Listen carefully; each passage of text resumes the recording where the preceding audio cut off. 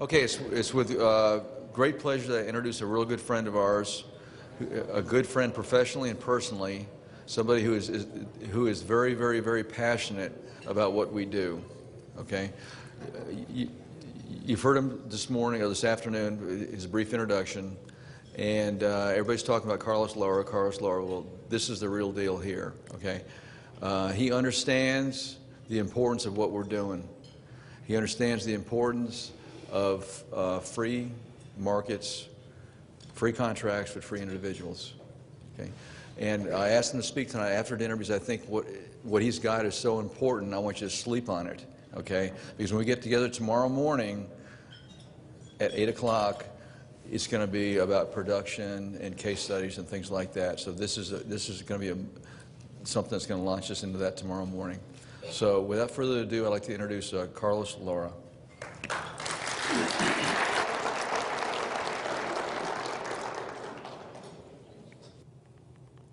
Man is not a puppet. Man must adjust his actions if he wishes to succeed. Therefore, human action and social cooperation have laws. And these laws must be studied as a science. Consequently, you see that Austrian economics is much, much more than economic theory. But rather it's the science of every kind of human action. Choosing determines all decisions. The person who only wishes, the person that only hopes, does not interfere actively with the course of events. Nor is that person able to shape his own destiny. Acting man chooses, determines, and tries to reach an end. Now, this is a science that should be embraced by all of society, especially the Christian, because it gives us two powerful, harmonious messages to spread to the world. Now, here's my main message for this evening. Mises's predictions are coming true. This society, our society, is sweeping toward destruction. In order to change the course of events, we must do all that we can to change the economic thinking of this country. And we must do it soon. Now, to this end, as you can see, the Mises Institute is leading the way. The efforts these past 28 years that Mises has accomplished should be applauded. And we, in our own interest, should make a decision to join their efforts. As we have already heard from Jeff, the Mises Institute is an incredible organization, screening an amazing amount of historical, philosophical, and economic information, and is distributing it to the world. They have taken an ingenious evolutionary approach in the spreading of the Austrian message by reaching out to high school students and undergrads, and thereby penetrating colleges and universities. But that's not all. They've also reached out to businesses, and especially the entrepreneur. Their most obvious goal is to raise up future leaders who are well informed in Austrian economics. And the good news is that they are bearing fruit. These individuals are the future voice of America. And it's a strong, growing voice that is now getting heard. Austrian economics is repeatedly in the news. It can no longer be ignored. Bob's challenge to debate Dr. Paul Krugman. This is Obama's Keynesian Nobel Prize winning economist. Is just one outstanding example of what I mean. And from what I understand of Bob's debating skills, I think Krugman's in trouble. And are you aware that Bob is actually debating an economist for the Federal Reserve first thing in the morning in Atlanta? And then he turns around, and him and Jeff will be in Knoxville, Tennessee, at a seminar addressing high school students. These are the human products that the Mises Institute has produced and is continuing to produce. And we must not forget Congressman Ron Paul, who is probably the most visible and publicly known Austrian. Initially, he was driven into politics by Nixon's closing of the gold window.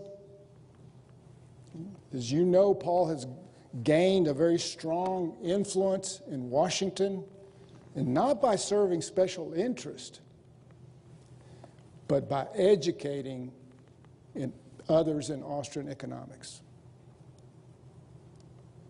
As we all know, he was a candidate for the presidency in this last election. And because of the crisis in 2008, his popularity skyrocketed because he was the only candidate that understood what had happened and why.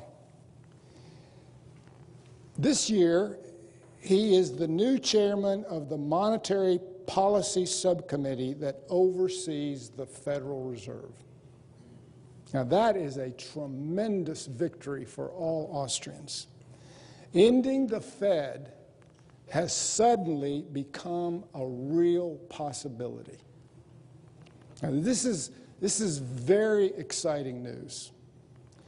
But there's more, there's much, much more, because there is no greater idea that has come along in the last decade than the idea that was provided by Austrian Nelson Nash and his infinite banking concept.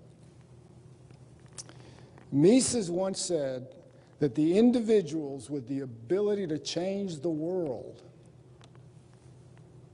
had three distinct qualities. One was common sense. Two, sincere conviction.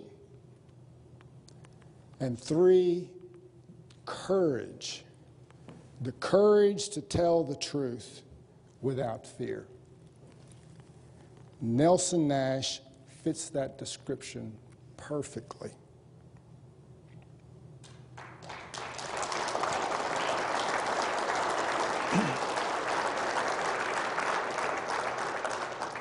Nelson has shown what no one else prior to him has been able to see, that a very traditional, centuries-old financial instrument can allow Americans to personally secede from this corrupt monetary regime. Amidst this debt-ridden society of ours, Nelson's outstanding contribution comes just at the nick of time. As you will know, he's already influenced thousands of people, and his idea is destined to spread to the entire country simply because it really works.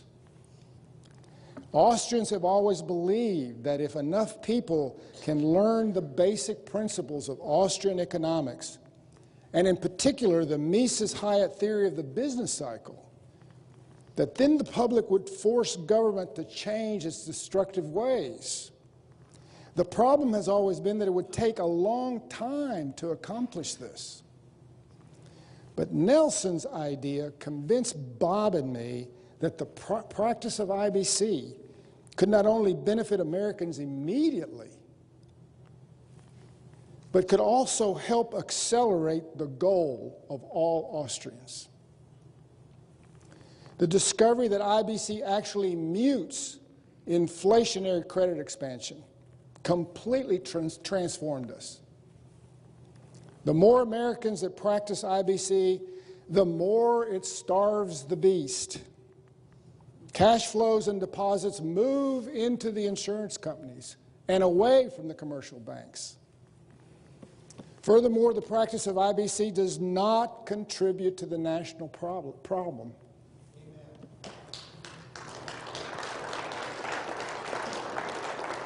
Borrowing from policies to finance one's needs does not trigger fractional reserve banking and the increase of the money supply, which is so disastrous to the purchasing power. This is extremely good news, and it needs to be broadcast everywhere. For this reason, Bob and I wrote our book. And then we launched the Night of Clarity in Nashville, Tennessee this past July. If you were there, you know we were serious about spreading this message. The desire to bring the Austrian community and the followers of IBC together has become a passion because we believe that this powerful combination can change history. Now, besides the combination of Austrian economics and IBC, there is also the sound money solution, which is an integral part of this new idea. The sound money solution first ties the dollar back to gold. Then it privatizes the institutions of money and banking. And finally, it eliminates the Federal Reserve itself.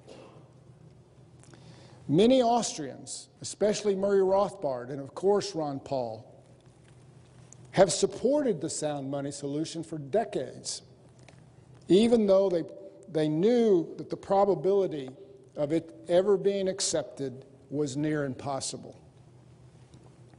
But the most astonishing discovery that Bob and I made was that the practice of IBC was actually the implementation of step 2 of the sound money solution.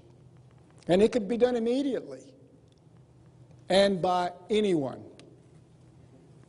As of this date, most Austrians have no idea this is possible. We need to change that.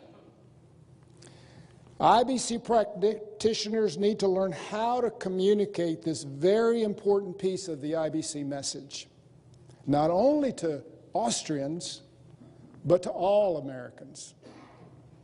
The idea that we can actually do this without government's permission is awesome. Yet the IBC strategy is perfectly legal, and it's peaceful.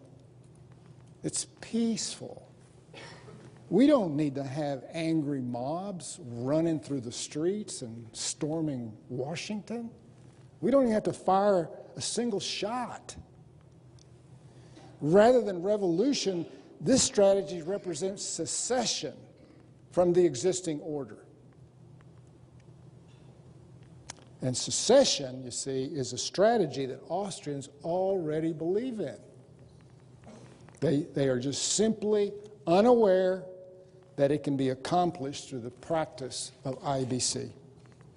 And so because of this, we can expect more and more individuals, once they are told about it, to accept and adopt this strategy. By the way, I should mention right here that the spreading of the IBC message is not volunteer work. It's certainly not patriotism. It's not even religious. Like the invisible hand over the market, it naturally spreads because there is a built-in incentive. IBC agents are capitalist, and the personal self-interest is very much at work. IBC agents are paid well for their professional efforts, and they should be. But their prospects, their fellow Americans, are equally rewarded. And because of that, they in turn continue to spread the message to others. It's truly a win-win process. In the end, all of society benefits, and we build a unified front that can turn the direction of this country around. The goal, then, is to accelerate the teaching of Austrian economics, the sound money solution, and IBC. And as a very first step, we should combine our efforts with the Mises Institute in reaching the masses as fast as we can. This year, Bob and I are doubling our personal efforts. After meeting with David and receiving Nelson's approval, we have begun a new, exciting approach to reach this goal. Today, in effect, you have witnessed what we intend to do at the IBC think tank meetings in February. In turn, Nelson and David will join us, IBC practitioners, and fellow Austrians in Nashville, Tennessee in July.